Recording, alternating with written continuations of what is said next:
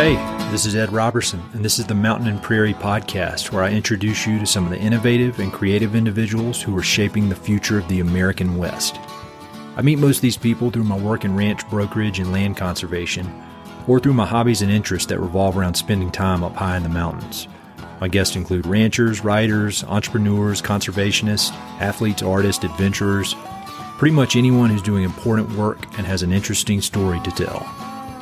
My guest today is Jason Rich. Jason is a Utah-based artist whose extraordinary paintings of life in the American West have made him one of the most popular and respected working artists today. Throughout his 20-year career, Jason has won countless awards and is represented by some of the most prestigious galleries in the West. But what is more telling is the respect and admiration he has earned from many of his cowboy artist contemporaries. As you'll hear, Jason is amazingly humble, gracious, and grateful for his career in professional art.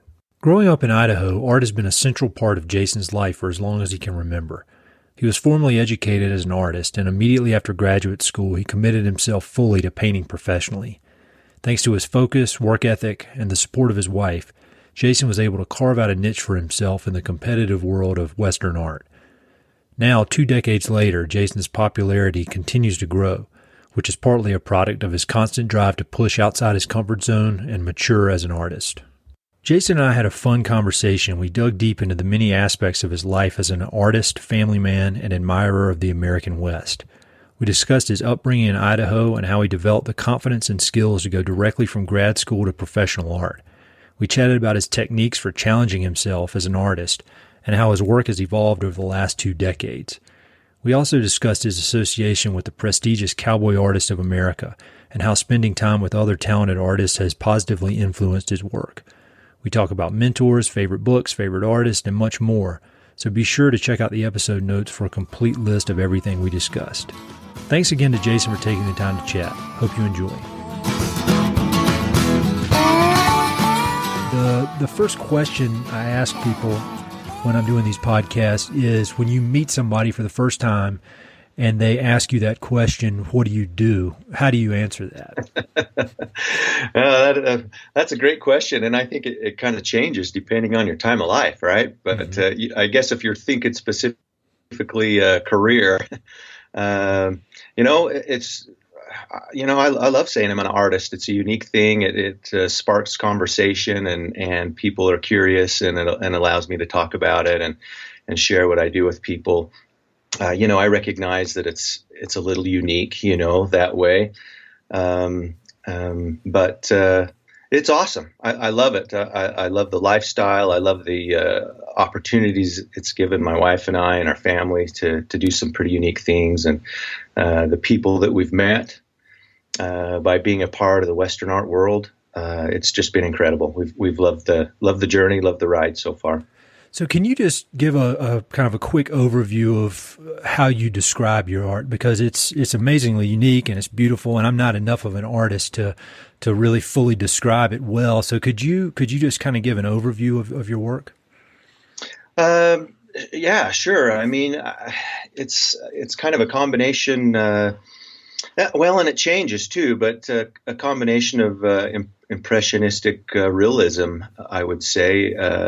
As I portray the subject matter that I've chosen. But as far as the style, I guess, I do cowboy Western primarily right now. So I'm trying to portray the West and the lifestyle of the West as far as the people and the landscape and animals, you name it, But the style is, it's certainly recognizable. I want things to look like what they're supposed to, so it's realistic in that way. But the application of the paint is more impressionistic. It can be described, I guess, as kind of loose and painterly. It's not photoreal by any means. So, I'm just trying to capture that impression of the subject that I'm trying to portray. Well, I want to dig into your artistic process and how you go about making these beautiful works of art. But before we do that, I think it might be best to kind of start at the very beginning. And where did you grow up? So I grew up in a little town, Preston, Idaho, southeastern Idaho, and a lot of people now know it because of the movie Napoleon Dynamite. That's what it's become famous for. I didn't But realize, I didn't put that together, but now I do. So yeah, that's why a lot of people come to Preston. But it's just a beautiful little town at the north end of Cache Valley. We're just right on the Idaho-Utah border. So just a beautiful mountain valley, small town feel, and a lot of opportunity to just enjoy the country. And so, are your parents from there as well, or did they move there? How long has your family been in the West? I come from just good old pioneer heritage, and my parents grew up the next valley over in the Bear Lake Valley, even a smaller town called Paris, Idaho. So not far away. But I spent my whole growing up in Preston. My dad was an elementary school teacher for 38 years. And so grew up, spent a lot of time in the schools with him and waiting for him after school and playing basketball in the gym and doing all that. But I grew up on about 15 acres. Like I said, my dad was an elementary school teacher, but he always dabbled in horses. So we always had horses. It was kind of just a fun hobby for him. We were always raising colts, breaking colts, and we did a lot of showing. More in the arena, a combination of arena work and then just getting up in the hills, pleasure riding. But I had a lot of relatives that grew up in the cowboy background, and so we spent a lot of time with them, especially in the summers, moving cows and doing that type of thing with them as well. So you mentioned basketball and then the horses, and was art always mixed in with all these other activities you were doing? Were you an artistic kid for as long as you can remember? Yeah, one of those. You've heard it before, I'm sure. So that's just kind of the given, I guess. I don't remember exactly when I started. Just my parents, just as soon as I could hold a pencil, I was drawing, and always had an affinity for horses. Like I said, I just grew up around them, and just really enjoyed them and being on them and around them. And it was a subject matter of everything that I drew in those early years. But yeah, constantly drawing. And when you were a child, did you think I want to be an artist when I grow up, or were there other kind of career dreams that kids have, like fireman or right. Professional soldier or anything like that, or was it always art? I think deep down it really was always art. I didn't always know exactly what I could do with it, but I recognized that it was a gift I'd been given, and I kind of felt an obligation to develop it and pursue it and see what would happen with it. Like I say, I didn't know exactly where it would take me, but I think I always knew that I would do something in the arts. And so when you were a kid and you showed that talent, what did your parents do anything to encourage you to pursue that, or did it not really take much encouragement from adults, or was it kind of a combination of both?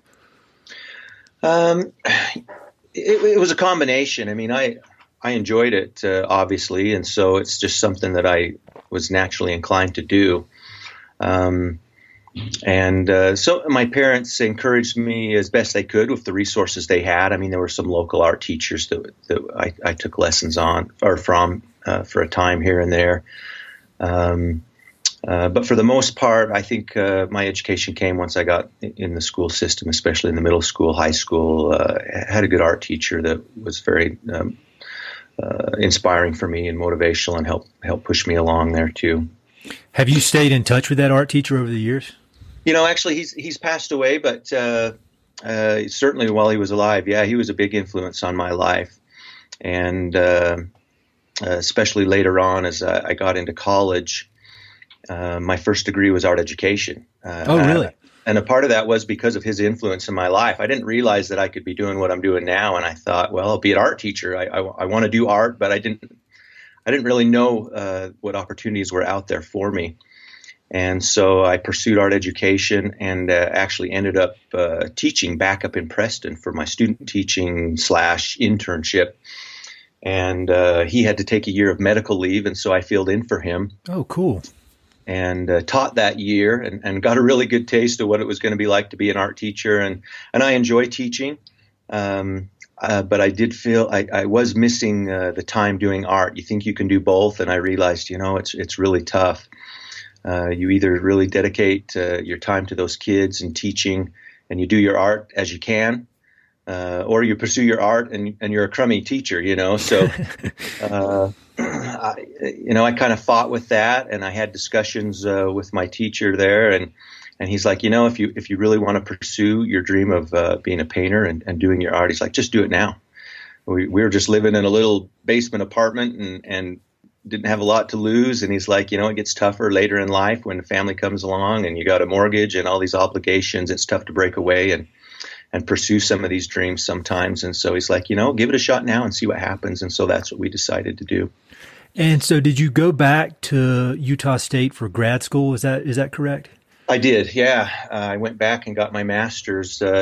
Even though my first degree was art education, the emphasis was illustration, and I went back and got my master's degree of fine art in illustration. I felt it was the strongest program at the school at the time and was going to serve my purposes better. And it was a great experience to do that. It motivated me to work and develop my skills and put together a portfolio that I was eventually able to take out with me and approach galleries and get into the gallery scene. So when you left, I'm not as familiar with the business of the art world. So when you left graduate school, you had a portfolio that you could go out and take to galleries and then basically start as a professional right then. Is that how it works? You just kind of shop these? It kind of did. You talk about these starving artist stories, and we certainly had some years there where we were trying to figure things out. But that time in graduate school really allowed me the chance to focus in on what I really wanted to do. For my graduate thesis, there's a historical farm here in the valley, and they run everything as if it was 1917.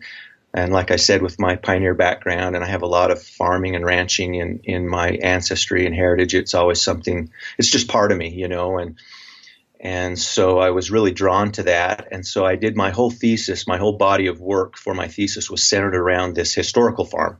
Mm-hmm. And just was a lot of fun painting the big teams as they're doing their spring plowing and the threshing and the hay, and just the women and the work that they were doing, the gardens, and it just allowed for a nice variety of subject matter, and that was my focus for my master's. But at the same time, I was starting to do more of the cowboy western, wildlife, and different things along with that.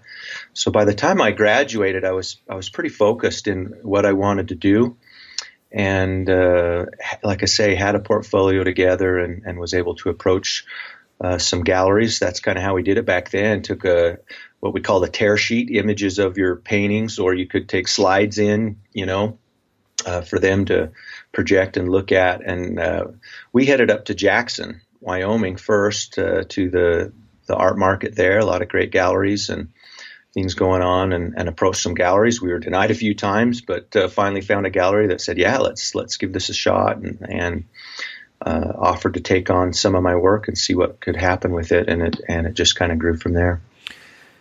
When I think about that and I hear the story, I imagine there were, I don't know how many people were in your art class, your class at art school, but I imagine it was a good number, and I imagine they were all very talented.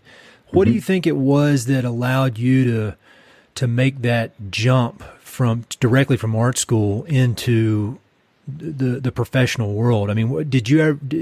You obviously must have been somewhat good at sales to get in there and talk with these folks at the galleries, because I imagine they're just overwhelmed with artwork coming their way. So what do you think they saw in you other than just the raw talent that impressed them so much? Well, I don't really credit myself as being a great salesman. I always hope that the work will kind of sell itself, you know. But to kind of answer your first question, being in school and what helped motivate me to get out there, just even to think that I could do it at such a young age. First off, we had a great professor, Glenn Edwards, who's out working. He's retired from teaching now, and he's just working painting and selling his work in galleries now as well. But he was great at adapting to what was going on at the time. The 90s, when I was going through school, was really unique with the transition from where everything was becoming computerized and going digital, and prior to that, Utah State had a great reputation in the illustration market. But computers and photography was starting to change that, and he was willing to kind of adapt, and he saw how maybe the best opportunity now for some of these painters was to look at the galleries and just make a living painting in that scene there. And he adapted really well and helped us kind of find our way and figure out what we wanted to do. But I have to credit another artist that I went to school with, Luke Frazier, who was a wildlife painter. He's just a very self-motivated guy and was determined that he was going to just start painting for galleries right out of school, and he worked at it and he did it. And the rest of us, we were a couple of years behind him, but we saw how that worked out for him, and we thought, hey, maybe there is something to this.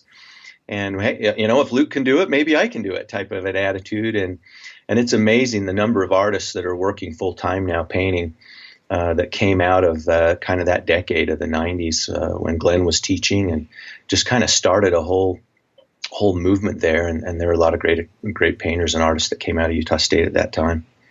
That's really neat. So you obviously had success pretty quickly out of school, but I imagine at some point during that or early on you thought, wow, this is just amazing. Was there a point when you were able to kind of be comfortable with being a professional artist, like you knew you could make a living doing this and that it would work as a career? And if there was that time, was it the result of one single event, like one show you got in, or was it more the result of one small success built on top of the other, over a few years? Yeah, looking back, it seems like it happened fast, but at the time, it felt more like a process. And, there for a while, my wife, she's a graphic designer. She was working for a design firm, and she'd work in the mornings. And then by then we had our first daughter, and I was home watching her, getting done what I could. But then my wife would come home and I'd paint all afternoon and evening type of thing. And at some point, and I don't know if it's just naivety or what, but we thought, hey, maybe we can do this. I don't know.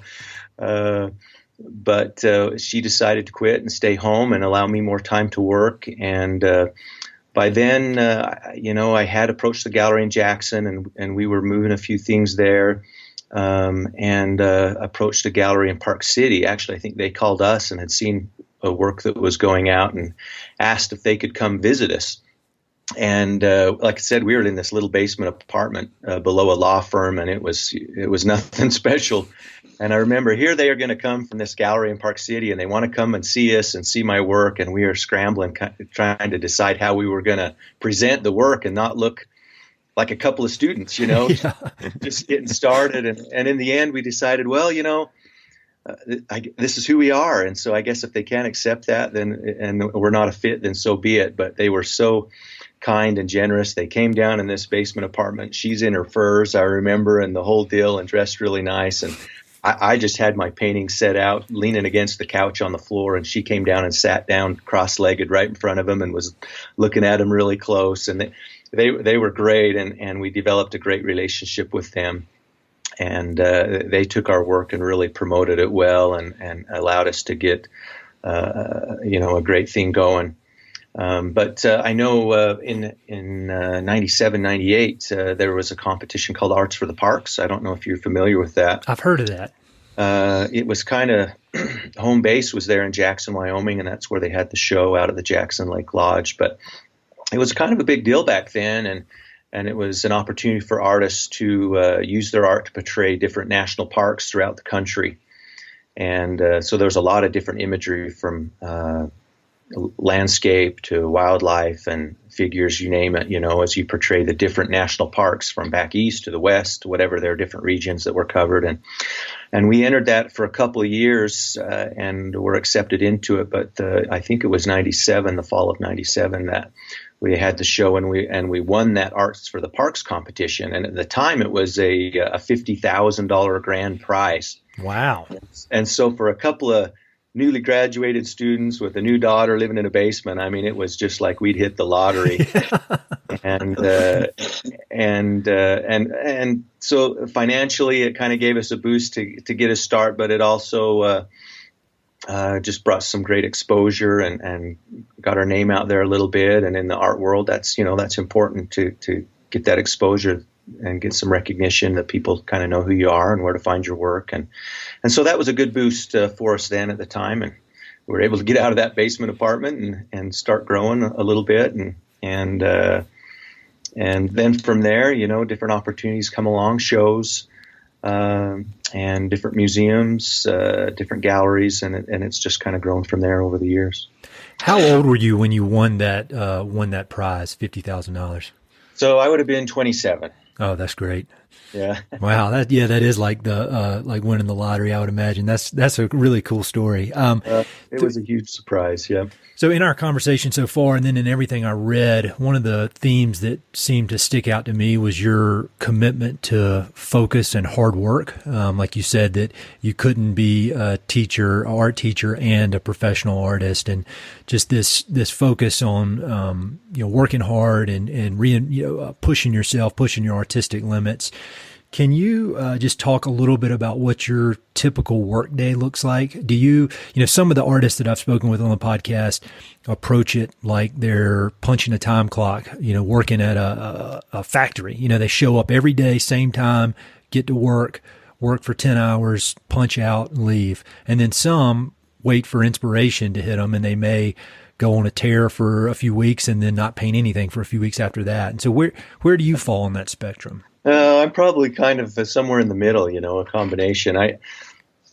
It requires a lot of discipline.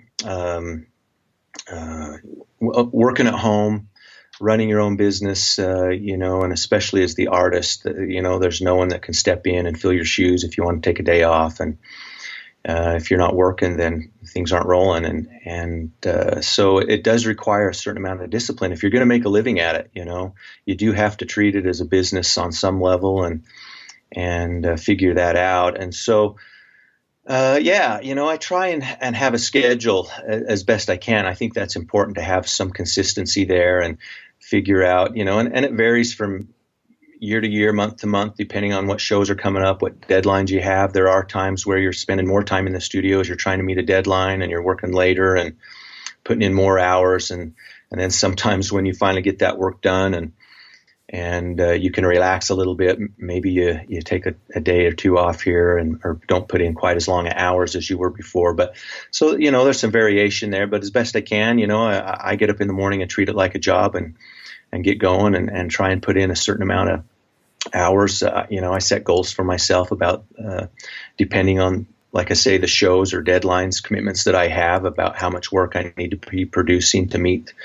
those demands and and figure out what I need to be doing per week, per month, So, I start there, but I tell you what, sometimes these paintings just take on a life of their own. They just don't come together how you think they're going to come together, and they may take a little longer.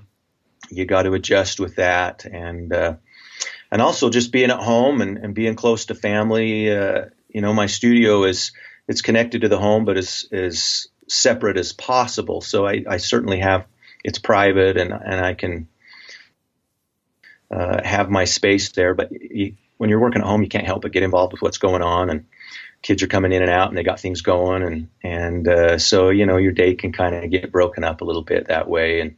Or just when people know you're home, yeah, they call. They need your neighbor needs you to help something. They need help getting something moved or whatever. Oh, hey, Jason's home. I'll give him a call, see if he can step over. So you kind of deal with that as well.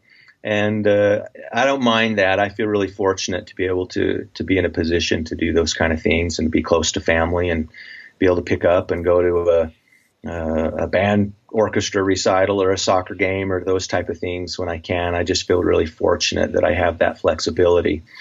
But you have to be careful to not take advantage of that too much. Work does need to be done if you're going to make a living and pay the bills and feed mouths and do all those things that you need to do.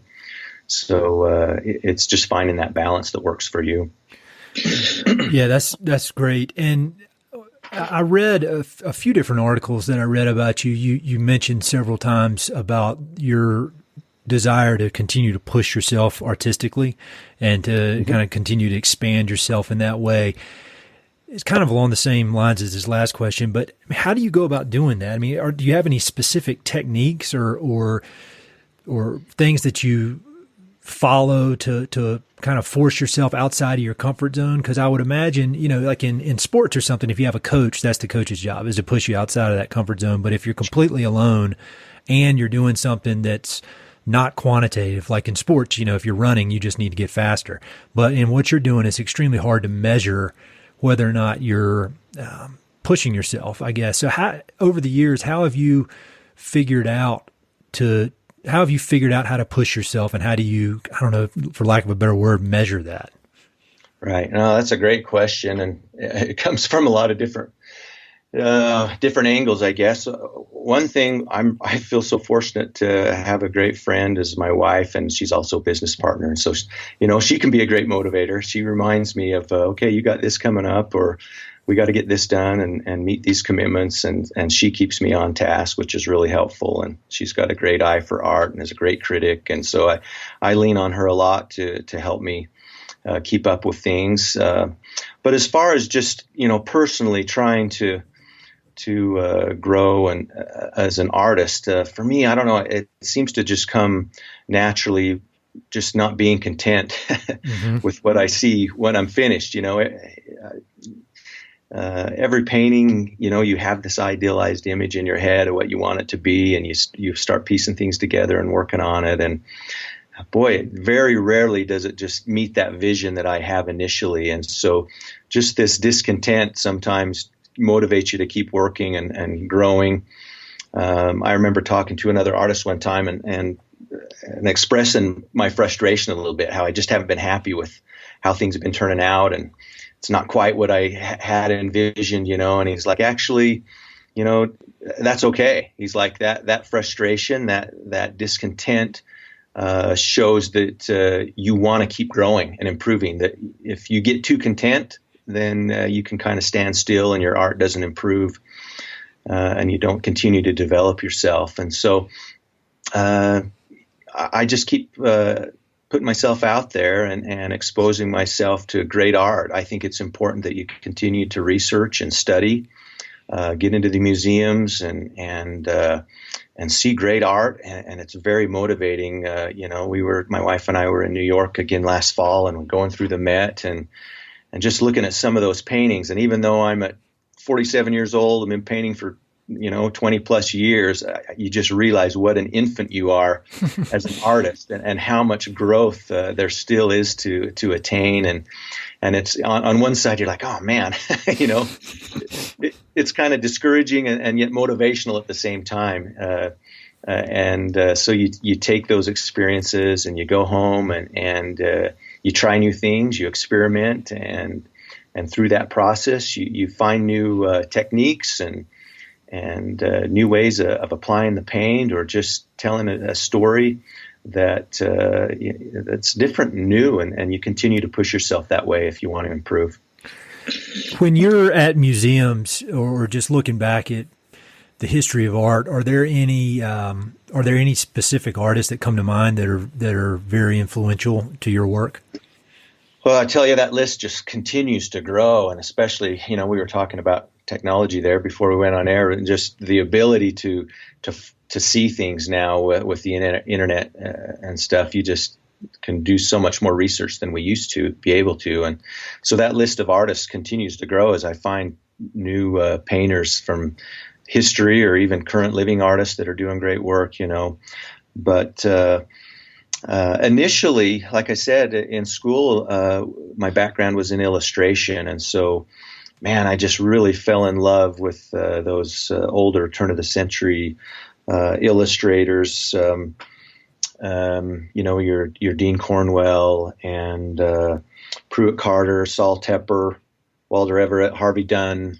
All started, a lot of them studying under the likes of a Howard Pyle, just those N.C. Wyeth, Andrew Loomis, and the list could just go on forever. Norman Rockwell, those painters that just I just am baffled at the amount of work that they could put out, the way that they worked under time restraints and working under clients. The amazing art that they were able to do is, I just think they were some of the greatest artists that lived. But, you know, you go back to Europe too and start studying some of those Italian painters and Russian painters. There's just so much wonderful art that's been done throughout history. And so to be able to get out and study that work and see it in person, but even to see it online, if that's all you have access to, you can still learn a lot from that. And you're, like I say, you just realize that you can spend a lifetime and continue to learn and grow and improve. I just don't think you can ever really say, okay, I'm there. You know, I made it. I've reached that pinnacle.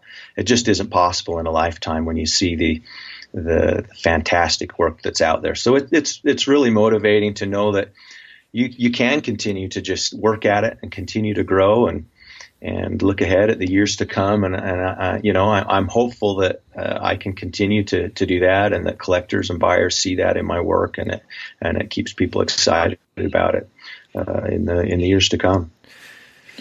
Yeah, it seems that in a lot of the people that I've spoken with on this podcast, the common theme is kind of that discontent, and you know, discontent sounds negative, but I don't mean in a negative tone, but that discontent, knowing that I can always do better, and then that looking towards the future, knowing that I can always learn more, kind of that humble nature.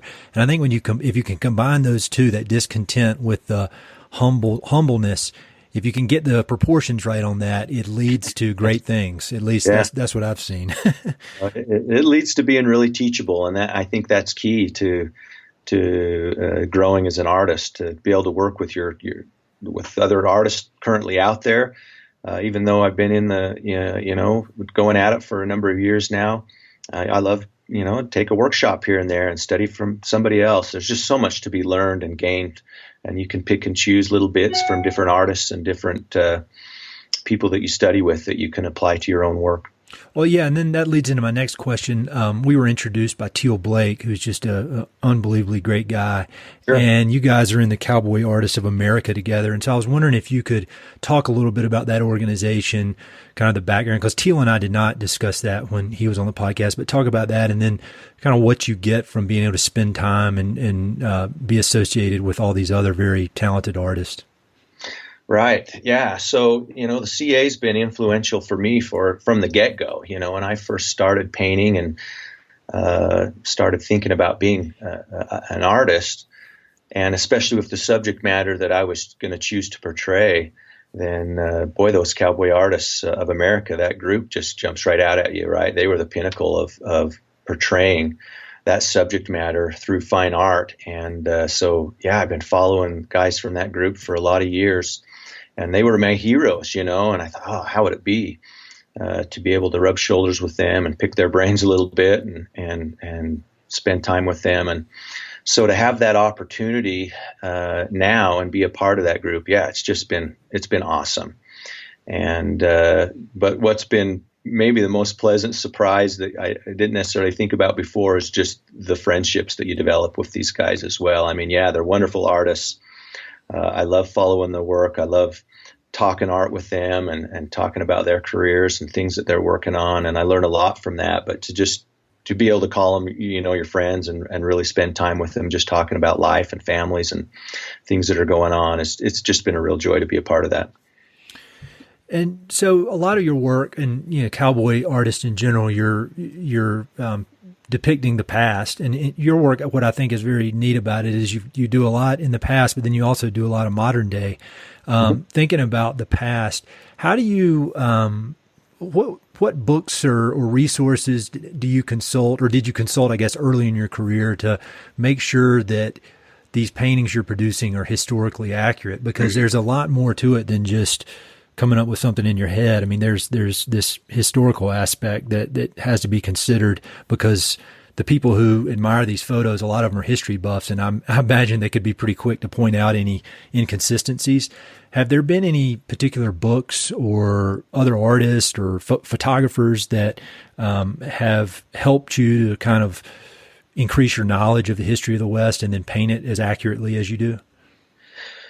I haven't spent a lot of time just studying books for the historical accuracy. I mean, there are some great ones, and there are some great photographers out there that are depicting Western life, and just studying other artists and seeing what they're doing with it. And it's, being a member of the Cowboy Artists of America, that's an important part of what we are all about, is portraying history accurately as we portray the West and the lifestyle. And so it is important. But I think you get really the best way to capture that historical accuracy is to be out in the field and rubbing shoulders with these guys. Now, if you're painting from the past, maybe in the 1800s, then I have a few books that I'll lean on maybe there. But the bulk of my work right now is really contemporary cowboy, and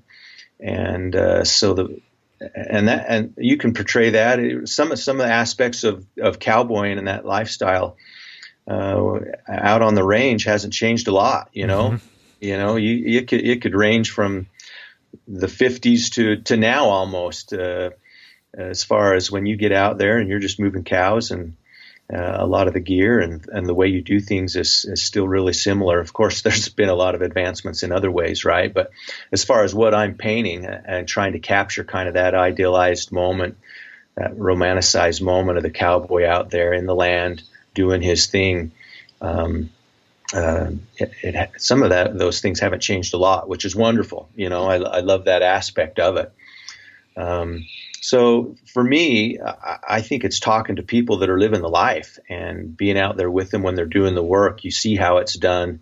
You see how the horse moves, and you're able to capture those gestures accurately. And so for me, that's been the most important part of capturing that accuracy. Yeah, I agree 100% about how it hasn't changed much, because I'm from North Carolina originally, so a lot of this is all new to me. But when I go to a branding and you're out there, I mean, other than some of the corrals and maybe the vaccines and the gas torch that's heating up the branding iron, otherwise it's exactly the same as it was in the 1800s. I mean, it's just I don't think there are many places, at least in the U.S., where you can have such a historical experience in modern day, and it's not a reenactment. I mean, it's the real deal, and it's just as it was in the old days, and it's just a really cool deal all the way around.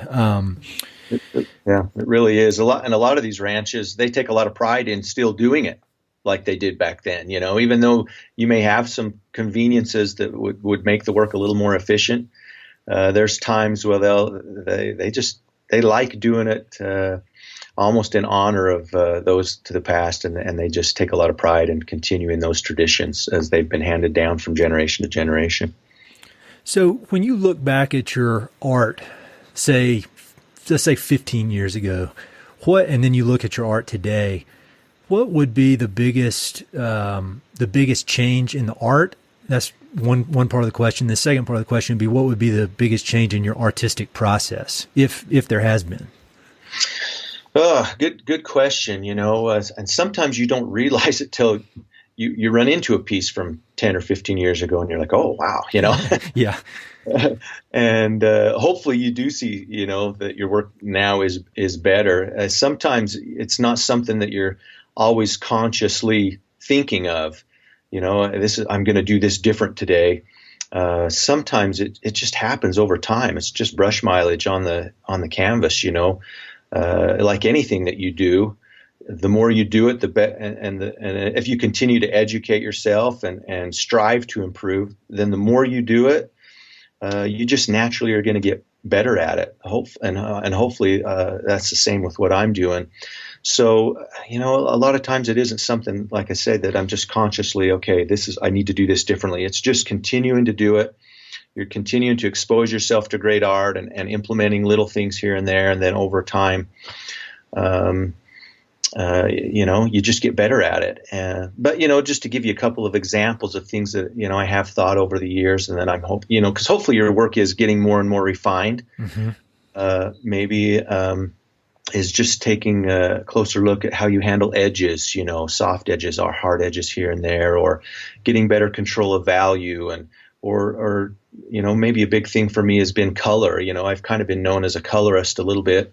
People have responded really well to the color I use in my paintings. But as I look back in some of those early years, some of those colors were a little too electric, and bright. And so I've made an effort to learn how to gray those down. And you can still have a really strong, colorful piece, but it doesn't mean everything has to be bright colors. You learn how to manage those colors and control them and use them more effectively to capture the emotion or the realism that you're trying to portray.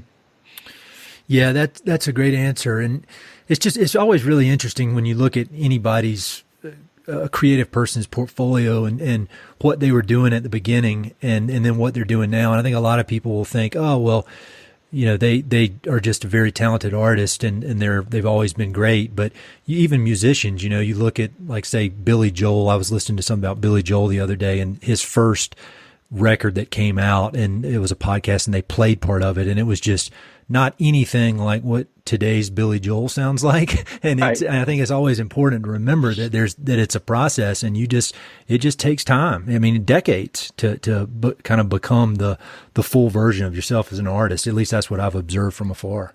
Yeah, it's really true. And it's sometimes it's really helpful to see an artist that you really admire now and then have a chance to see their work early on. And you're like, wow, okay. Be surprising. So they weren't always this way. And I have a neighbor down the street who is a cousin to Jim Norton, who's one of my favorite artists, and he's a member of the Cowboy Artists of America. And this is a piece from early in the 70s, and I can't even remember how he acquired it.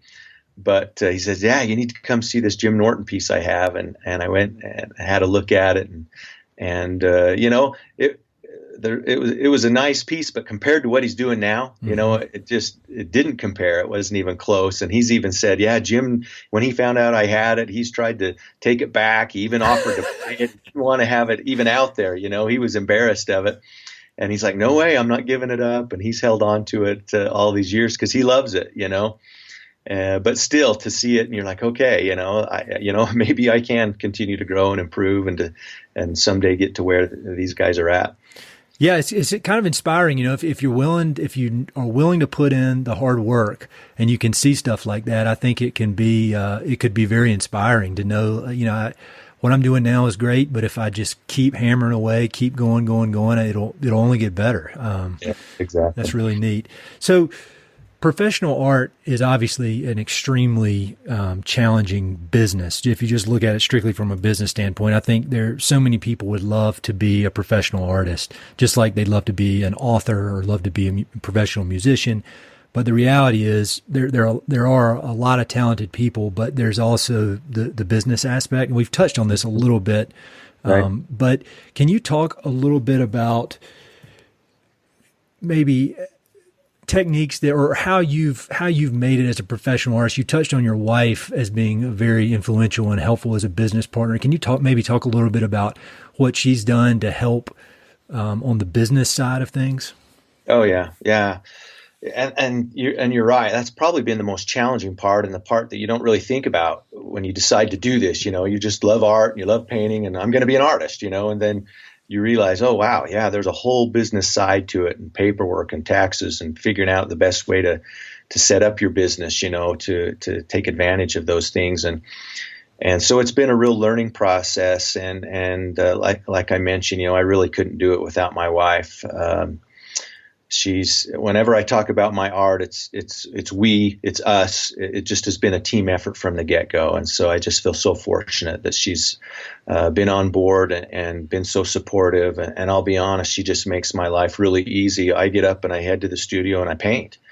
And she's handling the paperwork. She meets with the accountant. I don't think my accountant would even recognize me if I passed him on the street. I haven't seen him for so many years because she's just handled that side of it, and the social media side of things can just be really time consuming, and she's kind of picked up that as well. And so, like I said, I really couldn't do it without her. It would be certainly much more of a struggle.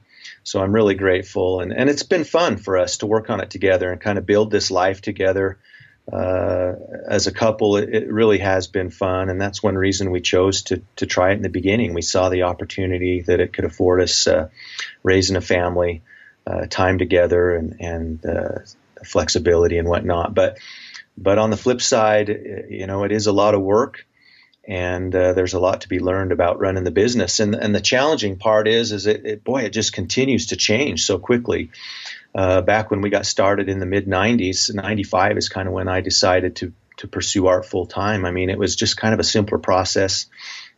You relied on the galleries to handle and market your work. That really was the only venue. And, I just stayed home and painted and shipped things out or took it to the gallery, and hopefully you got a check once in a while, Mm-hmm. And that was kind of it. And it was really simple. And now it's really changed with the internet. Things are just so much more global, and people have access to see things differently. And it's changed things for the artists. It's changed things for the galleries. New things have popped up with just the museum shows and the auctions. And so the great thing about it is it allows you to run your business in a way maybe that fits your personality better. I mean, artists, there's a lot of successful artists that are running their businesses really differently, Sure. Some are able to do it and marketing their own work themselves and just selling it themselves. Others are, there's still a lot of work that's being sold through the galleries or these shows. It's just really changed a lot with the internet, with social media. There's a lot of different avenues now of ways to get your work out there and get some exposure and meet clients and sell your work. So it's constantly changing, and we're still trying to figure out the best way to do it. And it varies from year to year, and depending on the shows you have and the commitments you have, you might approach things differently from year to year, even in how you do it. So if looking back, if you could speak to your 23-year-old self and you could give that guy some advice on what he could do differently or what he could expect, knowing everything you know now, what would that advice be? Oh, wow. That's a tough question, because sometimes life just runs its course, and here we are. And I just feel so fortunate and blessed to be where we are now. I don't know. I think it just happened as it was meant to happen. Maybe the best advice is just not to take life too seriously sometimes. I can use that advice.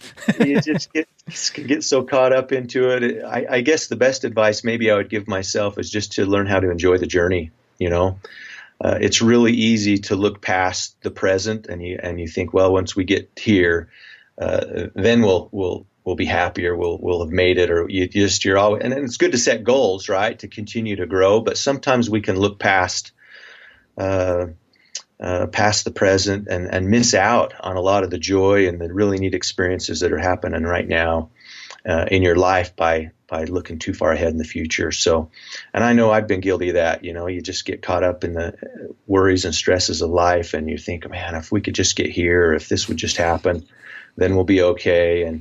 And looking back, you realize, you know what, we were okay. Things work out, just you just got to realize, don't worry too much about it. Things will work out, work hard and,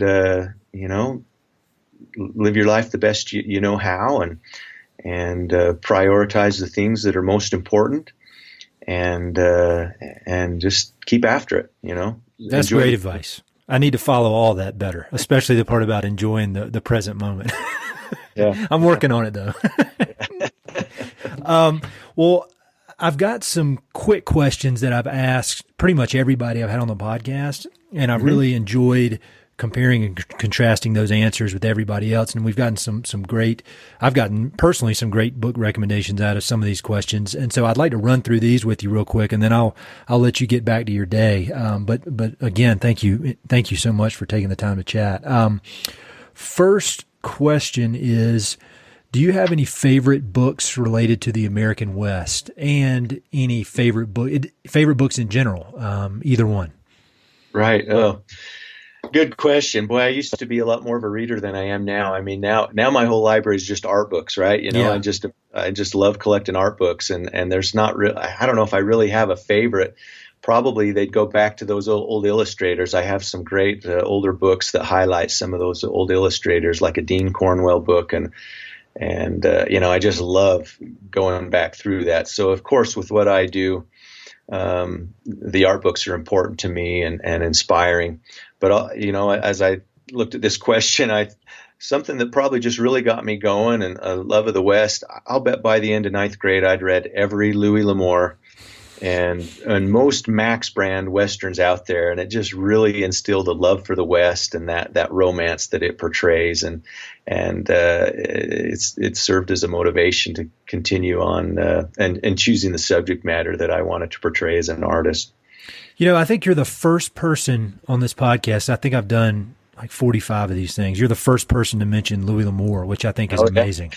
Yeah. That's crazy, because that comes up in my job as a ranch broker, talking with people on ranches, and so many people say Louis L'Amour books, they just love them. But that's funny that you're the first person to mention that, because that should be towards the top of the list for people, I think.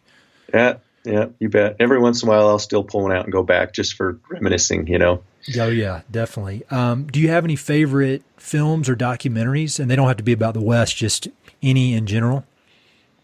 Oh, again, there's some that, I'm getting pickier, I think, as I get older. There's, I have a harder time finding films that I really like now. And so I'm always drawn back to things that inspired me when I was younger. And of course, I was a huge John Wayne fan. So I loved, some of my favorite films, and I still like to watch them now, is like The Cowboys, Big Jake, some of those early movies. But I grew up in a real musical family, and so did my wife. And we love supporting the theater and keeping up on that. And so just recently this year, and this might sound totally out of character for what we've been talking about, but I love The Greatest Showman that came out this year with I heard that was really good.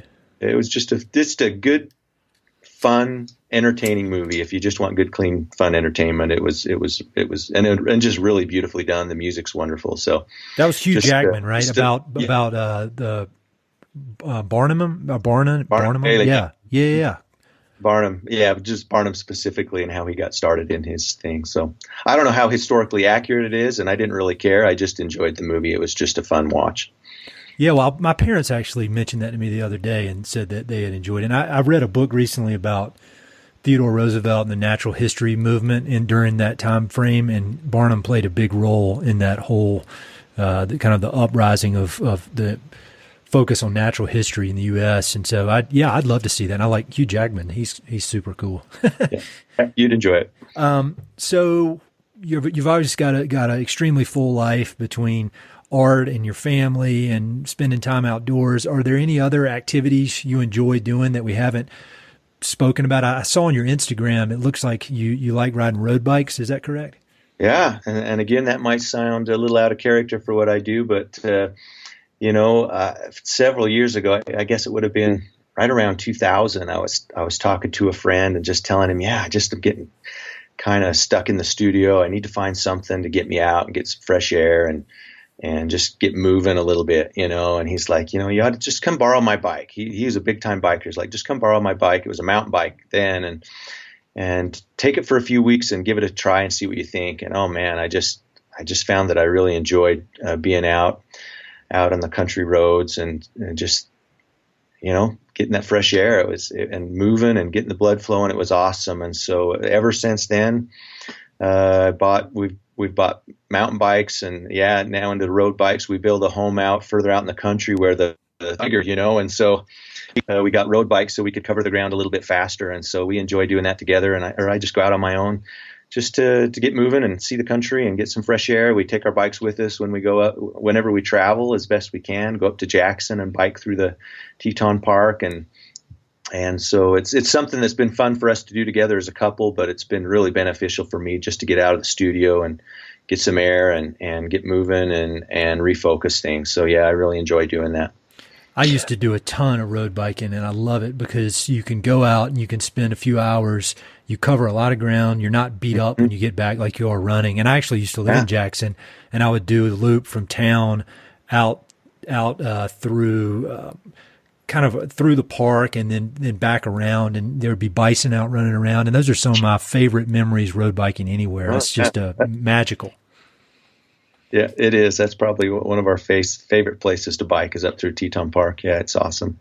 So all the time you spent outdoors, is there one memory that comes to mind that's kind of the most powerful experience you've ever had in the outdoors? And that could be the scariest, the funniest, the most intense, just and a certain event that comes to mind as just being a very powerful experience in the outdoors.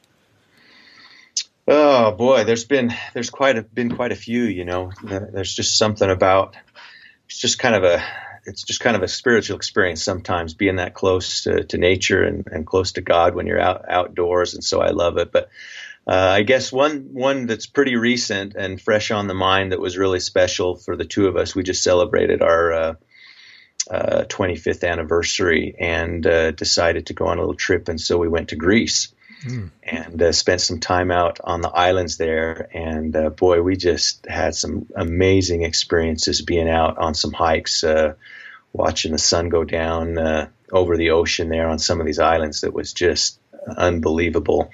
And so they were really special, and I think probably just because they're so unique to what we're used to here. But for where we're at, boy, there's just nothing like being up in the mountains and seeing the sun come up or go down, and especially if you're on horseback, there's nothing like it. Yeah, I agree. That's why I live out here. So that's kind of along the same lines of that question. Where is your favorite place in the West? If you had to pick one place, it could be a ranch or a certain mountaintop or a lake. Is there one place that comes to mind as being your absolute favorite? Well, I'll tell you what, we're pretty content with where we're at, but I just love being up in that Jackson Hole, Wyoming area. So we get up there several times every year, and we never get sick of it. We love it. There's just so much to do. It's a great combination of being outdoors and the beautiful scenery, and like we talked about, getting out on a bike or a hike. And then you got the art is there as well. So for us, it's just like the perfect combination of a lot of things that we're interested in.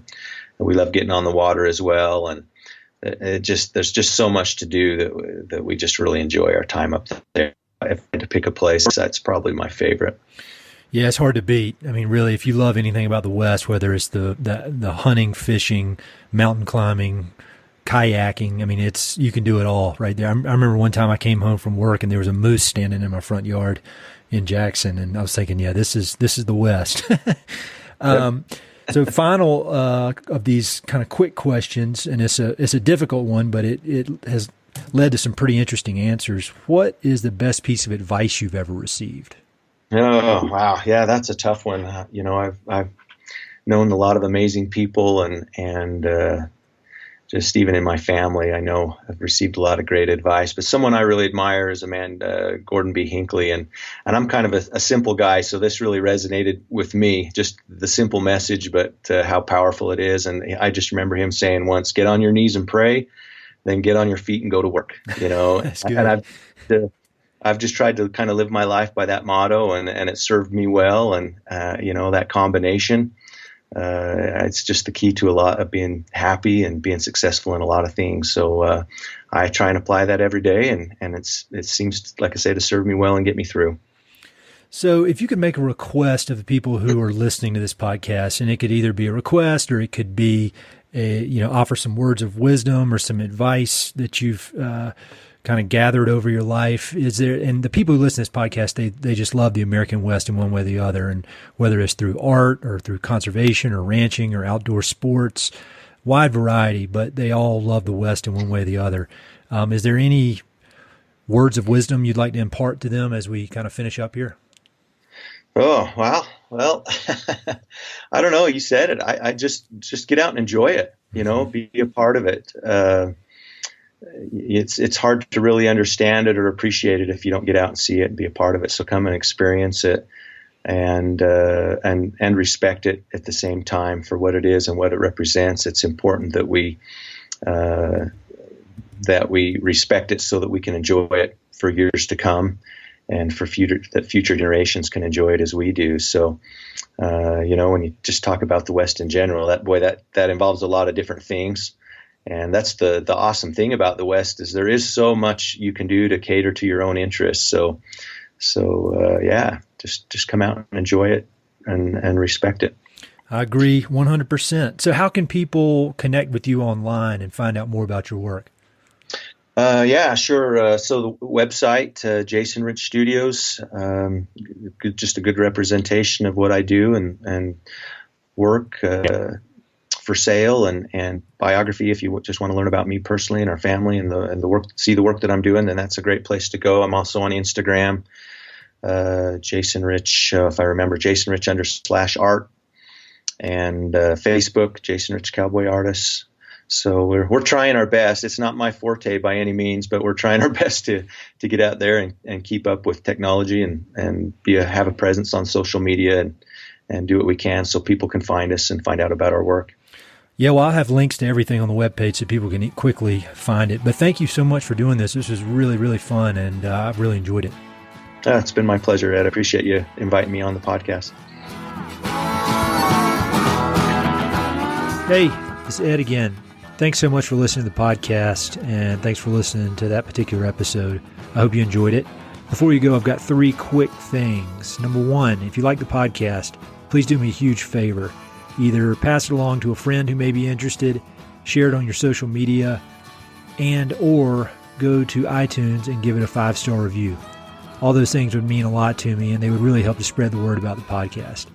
Number 2, if you've listened to many of these episodes, you know that I love reading and I love talking about books.